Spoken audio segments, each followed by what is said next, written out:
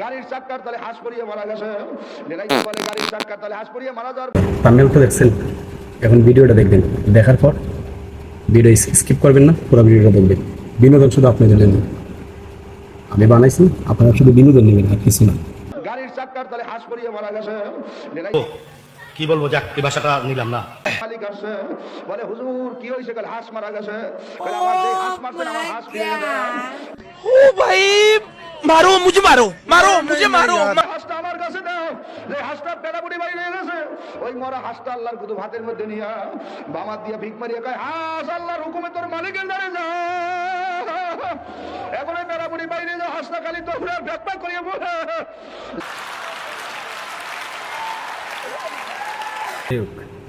এতক্ষণ তো মরা হাঁসের কথা শুনছিলেন, এখন আরেক ঘটনা শুনে মরে ভাই। এখন হয়েছে মৃত ব্যক্তির কবরের পাশে গিয়া মাওলানা ইসাক সাহেব দেখতেছেন কবরের মাঝে সাপ, এত সাপ, সাপের ভয়ে পিসাব আর কবরের কাছে যায় না, ভয় পাইয়া দূর এসে পড়ছে। বিশ্বাস হয় না? বিশ্বাস করেন না?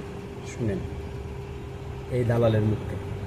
শাক মাওলানা পিরাপিরি কারণে কবরটার দ্বারে যাইয়া যখন নাকি আল্লাহর ওলি চোখ বন্ধ করিয়া দাঁড়াইল, চোখটা বন্ধ করিয়া কবরটার দিকে একবার তাকাইয়া, मजाक हो रहा है, एक सेकंड यार, मजाक हो। কোন তো শুনলেন, আপনি দয়া করে ভিডিওটা স্কিপ করবেন না, ভিডিওটা টানবেন না, পুরো ভিডিওটা শুনবেন। শোনার পর তাকরাও মাত্র একটা চিৎকার মারিয়া টাস করে ভরিয়া গেছে। ডাক দিয়া বলে, এলাকার মানুষেরা রে, তার কবরের দ্বারে আনছো। আমি আর কবরে চাইয়া দেখলাম সাপে ভরিয়া গেছে। সুন্দরভাবে কমেন্ট বক্সে একটা কমেন্টস করে দেবেন। আপনি সুন্দরভাবে, আপনার অভিমত আছে, আপনার কমেন্টস করার, আপনার অথরিটি আছে, আপনি কমেন্টস করে যাবেন, একটা লাইক দিবেন, শেয়ার করবেন আরও বেশি বেশি ভিডিও পাওয়ার জন্য। ইনশাল্লাহ এই জাহাজ ফেরার আরও সুন্দর সুন্দর ভিডিও